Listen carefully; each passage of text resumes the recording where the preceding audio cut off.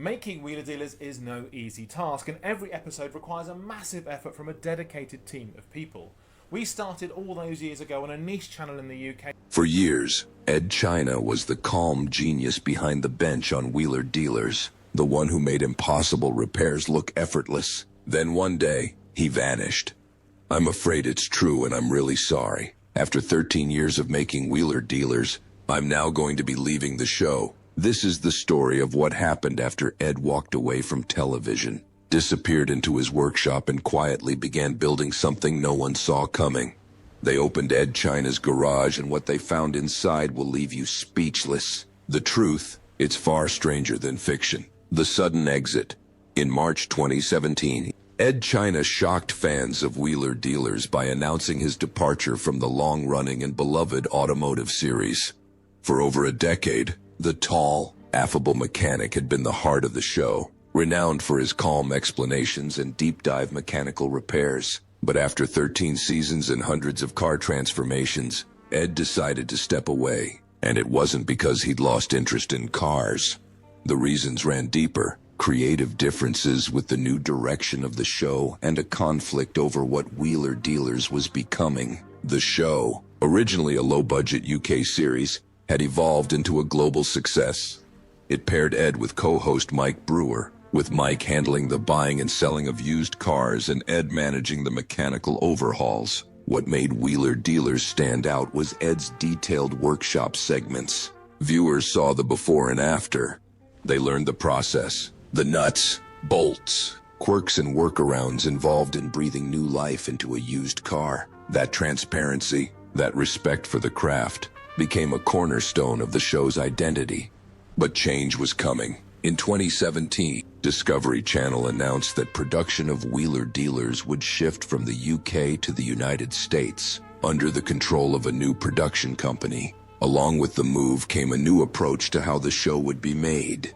According to Edd's departure video, which racked up millions of views within days, the producers wanted to cut back on the workshop segments. Less of the in-depth repair footage, more streamlined edits to fit a faster pace and tighter runtime. Edd didn't agree.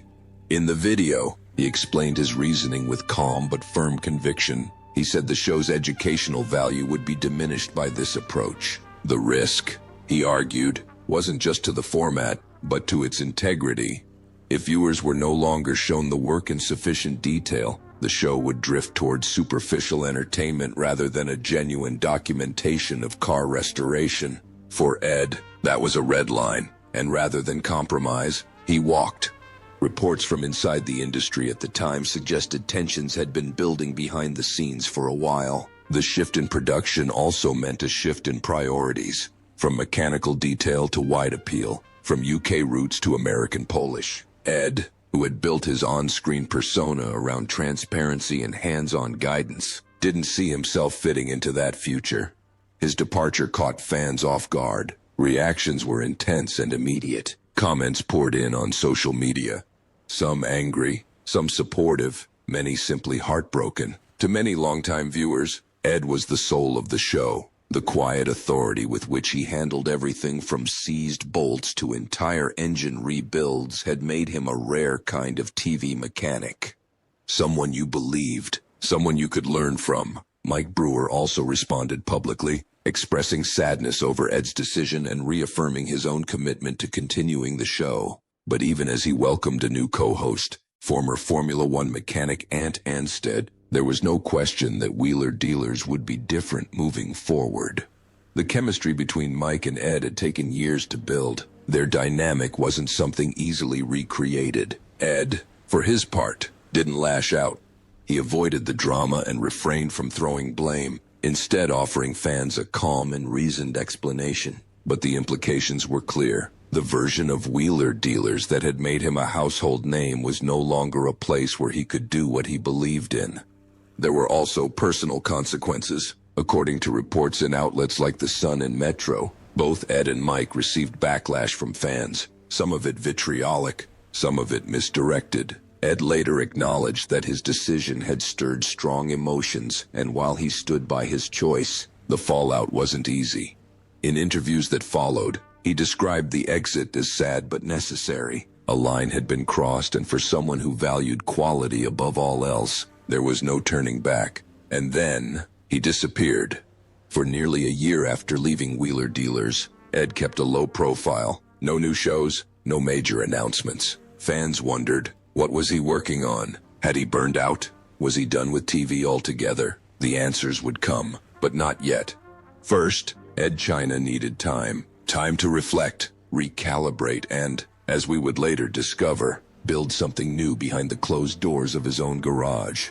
Into the void, it was a curious and uncharacteristic absence. Edd had long been a visible figure in the automotive world, not just through the show, but via public events, interviews, and appearances at car shows across the UK and beyond. So when the updates stopped coming, speculation filled the gap. Had he quit television for good? Was he burned out? Was he working on something in secret? The questions piled up, but answers remained elusive. What is known about this period is minimal, but revealing. Edd didn't vanish completely. He just retreated inward. According to scattered insider reports and interviews from later years, he had returned to his workshop, the same garage that had birthed many of his earlier inventions like the motorized office chair and street-legal sofa. This time, however, there were no cameras rolling, no script, no external deadlines, just tools, ideas, and time. People close to Edd described him during this stretch as recharging. After years of filming tight schedules and working within the constraints of television production, he was suddenly free to move at his own pace. And he did. He wasn't idle, far from it, but his focus shifted. Rather than building content, he was building again for the sake of building. This was a return to first principles, tinkering, experimenting, solving problems because he wanted to, not because he had to. One of the recurring themes among those who know him is that Edd never stopped thinking. Even while out of the public eye, he was sketching, prototyping, revisiting long-abandoned projects. Some of his ideas dated back to before Wheeler Dealers, concepts that had never quite fit into the format of a show, or inventions that needed time and privacy to get right. Now he had both. A few unconfirmed reports at the time suggested he was experimenting with electric vehicle conversions. This wouldn't be surprising. Edd has always had an interest in sustainability and alternative powertrains. Some even suggested he was working on a way to retrofit classic cars with modern electric drivetrains, in a way that preserved their character. But these were just whispers. No hard evidence surfaced during that year to confirm what was happening behind those closed garage doors. What did leak out, though, was fan curiosity. Online forums were filled with threads asking where Edd had gone. YouTube comment sections lit up on old clips of Wheeler Dealers, flooded with nostalgia and concern. Some fans speculated he had left the industry entirely. Others believed he was plotting something big, but most simply hoped he was okay. Mentally, physically, creatively, that concern wasn't baseless. Walking away from a major show, especially one that had defined your career, comes with fallout. Edd himself later admitted that the transition had been emotional and difficult. Though he remained composed in his public farewell, he had just cut ties with a global platform, a steady income, and a project he had poured years of energy into. It's not a leap to think that time was needed to process it all. There's also the question of burnout. Years of tight production deadlines, pressure to deliver, and being under the scrutiny of producers, fans, and executives can wear down even the most resilient. According to some sources close to the industry, Edd had been quietly expressing frustration in the months leading up to his departure. The creative spark was still there, but the environment no longer supported it, so the garage became a sanctuary. During this period, Edd also took time away from social media. His Twitter feed went quiet. His YouTube channel remained dormant. For someone so closely associated with DIY and transparency, the silence was almost eerie. Occasionally, whispers popped up. A few eagle-eyed fans reported spotting him at local engineering shows or quietly attending classic car meets. These sightings only fueled more speculation. Was he doing market research, recruiting collaborators, testing a new invention in secret? No one knew for sure, and Edd wasn't saying. Still, the longer the silence stretched, the more the mystery grew. What was going on in that garage? Was Edd just enjoying a well-earned break? Or was he, in typical fashion, reverse engineering something that would surprise everyone? As 2018 wore on, anticipation began to build. A few cryptic updates started to appear, brief blog posts, mentions in interviews, subtle hints that something was coming. Edd hadn't vanished. He was just working in stealth. And then, almost exactly a year after he had left television, a new thumbnail appeared on YouTube. No fanfare, no hype campaign. Just a video titled, Garage Revival, Episode 1. The name said it all. But before the comeback could unfold, that year of silence had served a purpose. It wasn't a void. It was incubation. And what had been brewing in the shadows of that garage was about to change everything. The Workshop Awakens. In May 2018, Edd China returned, but not to television. He returned on his own terms through a self-produced YouTube series titled Edd China's Garage Revival. After nearly a year of silence, fans were greeted not with marketing hype or a flashy rebranding, but with something simpler, purer, and unmistakably Edd. The concept was refreshingly grounded. Find people who had started car restoration projects and help them finish what they couldn't complete alone. Each episode featured Edd visiting home garages across the UK, working with everyday enthusiasts whose vehicles had sat dormant for years. Whether it was due to time, technical skill, or money, these projects had stalled and Edd was there to bring them back to life. But Garage Revival wasn't just about cars. It was about people. The show tapped into a deeper emotional thread.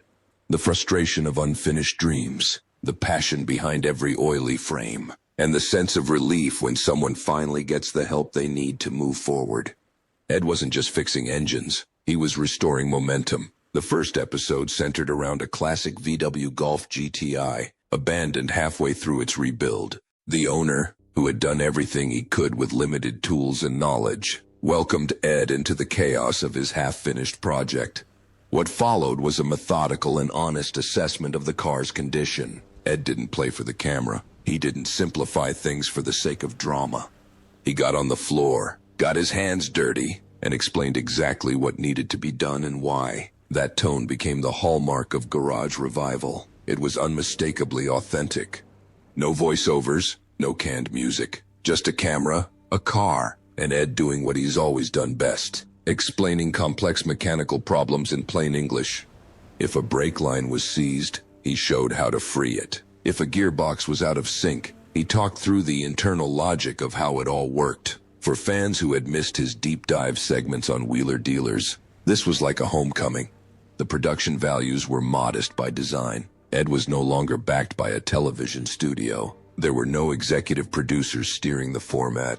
No tight broadcast deadlines. He was in control, writing, presenting, even helping direct the edit. It wasn't slick, but it was real. And that was exactly the point. The response was immediate. The first episode racked up hundreds of thousands of views within days. The comments section read like a reunion. Fans welcoming him back, thanking him for staying true to his style, and expressing relief that his passion hadn't been dulled by the industry fallout. Some even said the show was better than Wheeler Dealers. It was more personal, more relatable, more focused on the why behind each repair. Behind the scenes, the launch of Garage Revival was also a litmus test. According to industry insiders, Edd had been uncertain about whether to return to the public eye at all. The YouTube series allowed him to test the waters without locking himself into a long-term contract. It gave him the space to experiment and re-establish a direct line to his audience, without interference. It also marked a shift in how he engaged with his community. For the first time, fans could comment directly on his work and receive responses. They could suggest cars to feature, techniques to explain, or even point out details he might have missed. Over the next few months, more episodes followed. A Triumph Herald here, a neglected Land Rover there. Each story unfolded slowly and without shortcuts. These weren't flashy transformations set to music montages. These were authentic repairs with real-world constraints. Improvised fixes, stubborn bolts, unexpected snags. The kind of work any DIY mechanic knows all too well. And that's what made Garage Revival resonate. It wasn't about perfection. It was about perseverance. Edd wasn't showing viewers how to build show cars. He was showing them how to get that one job done properly, the kind you've been avoiding for months. In doing so, he recaptured the spirit of hands-on educational motoring content, something that had been steadily fading from mainstream automotive media. It's worth noting that while Garage Revival didn't explode into a massive franchise, it didn't need to. It was a personal project, a way for Edd to re-engage with what he loved while staying independent. And for viewers who had followed his journey for years, it served as a clear message. He hadn't disappeared. He'd just taken a detour. By the end of 2018, Edd had proven he could chart his own course. He didn't need a big-budget studio to stay relevant. All he needed was a camera, a project worth finishing, and a reason to roll up his sleeves. With Garage Revival, the workshop lights were back on. And this time, they were all his, behind the doors. So after a while, a private tour was organized. They opened Edd China's garage, and what they found inside will leave you speechless. Tucked away behind unmarked doors, past a cluttered driveway and shelves stacked with forgotten parts, is the workshop where Edd has spent years quietly building a world entirely his own. And once inside, it's hard to know where to look first. Against one wall sits the infamous street-legal sofa, a vehicle stitched together from armchairs, suspension components, and sheer eccentricity. Nearby is the motorized bathroom, a fully functioning toilet on wheels, complete with plumbing and a steering column. These weren't just gimmicks for a laugh. They were real, registered vehicles that once toured the streets as testaments to what's possible when engineering meets imagination. But amid the wonder and whimsy, one discovery stood out, and not in a good way. According to those present during a rare private tour of the garage, tucked in a dark back corner was a partially disassembled prototype, once intended for a public demonstration that had clearly gone wrong. It was described as a self-steering bar stool, an experiment in compact personal mobility using gyroscopic stabilization.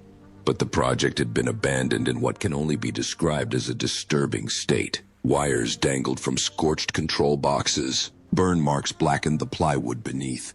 One witness claimed the lithium battery housing had clearly suffered a thermal event, and charred residue was still visible on the surrounding equipment. No injuries were reported, but the evidence suggested that Edd had narrowly avoided a serious workshop fire. For a creator known for control and precision, it was a rare glimpse into the risks of relentless innovation. As one industry insider put it, that thing looked like it tried to cook itself alive. And even though this is horrible even as a mere possibility, it fits. The garage isn't just a playground. It's a laboratory. Edd doesn't filter his ideas. He follows them. Some become road-legal marvels. Others, like the self-steering bar stool, crash spectacularly in the testing phase. But every bolt, every sketch, every soot-covered prototype tells the same story. A mind that won't stop building. This is the side of Edd the public rarely sees. In the end, he is a solitary inventor, surrounded by experiments that blur the line between genius and madness. And if some of those experiments come with a scorch mark or two, it only proves how far he's willing to go to create something no one else would dare attempt: reinvention. After the modest but heartfelt success of Garage Revival, Edd China faced a critical crossroads. He had proven that he could go it alone, that his name, reputation, and passion were enough to carry a show without the backing of a major network. But for Edd, reinvention wasn't just about returning to the screen. It was about evolving his role in the automotive world entirely. The time away from mainstream television had allowed him to reassess not just his career, but his priorities as a creator and engineer. While many still knew him as the guy from Wheeler Dealers, Edd had quietly spent years thinking beyond traditional combustion engines. Long before the electric vehicle boom hit the mainstream, he'd been tinkering with sustainable transport concepts, alternative powertrains, and hybrid retrofits. Now, with a platform fully under his control, he could finally take that thinking public. In April 2021, Edd launched a new series on YouTube, Edd China's Workshop Diaries. The format was simple, but the vision was bigger. Unlike Garage Revival, which centered around helping others complete their stalled projects, Workshop Diaries brought viewers directly into Edd's own garage, his private world of tools, projects, and prototypes. It was a return to the kind of in-depth, educational content that had made him a household name, but now with a forward-thinking edge. The show offered weekly episodes, most running 20 to 40 minutes, featuring everything from engine teardowns to electric vehicle component analysis. But what made it stand out was the tone. Workshop Diaries wasn't trying to be a slick, high-octane TV replacement. It was intimate, honest, and deliberately paced. Edd spoke to the camera like an old friend, walking viewers through each step of a project, breaking down not just what he was doing, but why. One early project featured the conversion of an old classic Mini to electric power. It was a proof of concept. Edd wanted to show that electric conversions didn't have to be soulless. That character, charm, and classic aesthetics could survive and even thrive when paired with modern drivetrains. Viewers got to see the practical engineering work involved. Adapting motor mounts, selecting battery packs, wiring up control units. Nothing was glossed over, and the message was clear. This wasn't just car repair. It was sustainable engineering with real-world implications. As the series progressed, Workshop Diaries expanded its focus.